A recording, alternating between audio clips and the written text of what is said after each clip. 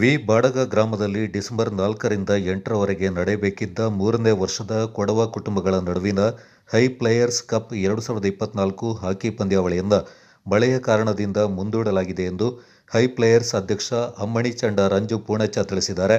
ಈ ಕುರಿತು ಮಾಹಿತಿ ನೀಡಿದ ಅವರು, ಹಾಕಿ ಕ್ರೀಡೆಗೆ ಉತ್ತೇಜನ ನೀಡುವ ನಿಟ್ಟಿನಲ್ಲಿ ಹಾಕಿ ಪಂದ್ಯಾವಳಿಯನ್ನು ಆಯೋಜಿಸಿಕೊಂಡು ಬರಲಾಗ್ತಾ ಇದ್ದು, ಡಿಸೆಂಬರ್ 4ರಿಂದ 8ರವರೆಗೆ ನಡೆಯಬೇಕಿದ್ದ ಹಾಕಿ ಪಂದ್ಯಾವಳಿಯನ್ನು ಮಳೆಯ ಕಾರಣದಿಂದ ಮುಂದೂಡಲಾಗಿದ್ದು, ಡಿಸೆಂಬರ್ 6ರಿಂದ 10ರವರೆಗೆ ಪಂದ್ಯಾವಳಿ ನಡೆಯಲಿದ್ದು, ಪಂದ್ಯಾವಳಿಯಲ್ಲಿ ಭಾಗವಹಿಸಲು ಈಗಾಗಲೇ ಹೆಸರು ನೋಂದಾಯಿಸಿಕೊಂಡಿರುವ 20 ತಂಡಗಳು ಸಹಕಾರ ನೀಡುವಂತೆ ಮನವಿ ಮಾಡಿದರು. ಹಾಕಿ ಪಂದ್ಯಾವಳಿಯ ಉದ್ಘಾಟನಾ ಸಮಾರಂಭದಲ್ಲಿ ಮುಖ್ಯಮಂತ್ರಿಗಳ ಕಾನೂನು ಸಲಹೆಗಾರರು ಹಾಗೂ ವಿರಾಜಪೇಟೆ ಶಾಸಕರಾದ ಎಎಸ್ ಪೊನ್ನಣ್ಣ, ಸಂಸದರಾದ ಯದುವೀರ್ ಒಡೆಯರ್, ಎಂಎಲ್ಸಿ ಸುಜಾ ಕುಶಾಲಪ್ಪ ಸೇರಿದಂತೆ ಮತ್ತಿತರ ಗಣ್ಯರು ಪಾಲ್ಗೊಳ್ಳಲಿದ್ದಾರೆಂದು ಮಾಹಿತಿ ನೀಡಿದರು.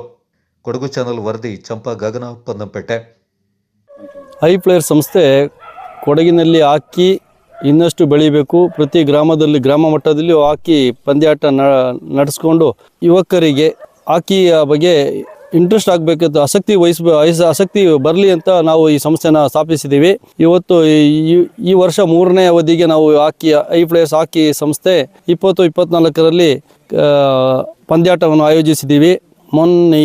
ನಾಳೆಯಿಂದ 4ನೇ ತಾರೀಕಿಂದ 8ನೇ ತಾರೀಕು ಅಂತ ನಾವು ನಿಶ್ಚಯ ಮಾಡಿದ್ದೀವಿ. ಆದರೆ ಮಳೆ ಕಾರಣ ನಾವು 6ರಿಂದ 10ರವರೆಗೆ ಈ ಪಂದ್ಯಾಟವನ್ನು ಮುಂದೂಡ್ತಾ ಇದ್ದೀವಿ. ಇದಕ್ಕೆ ಎಲ್ಲ 20 ತಂಡ ಭಾಗವಹಿಸಿದ್ದಾರೆ. ಆದರೆ ಎಲ್ಲ ತಂಡವನ್ನು ಕೇಳ್ಕೊಳ್ಳೋದಿಷ್ಟೇ, ತಾವು 6ನೇ ತಾರೀಕಿಂದ 10ನೇ ತಾರೀಕುವರೆಗೆ ನಾವು ಮುಂದೂಡಿದ್ದೀವಿ. ಅದಕ್ಕೆ ತಮ್ಮೆಲ್ಲ ಸಹಕಾರವನ್ನು ಬೇಡ್ಕೊಳ್ತಾ ಇದ್ದೀವಿ.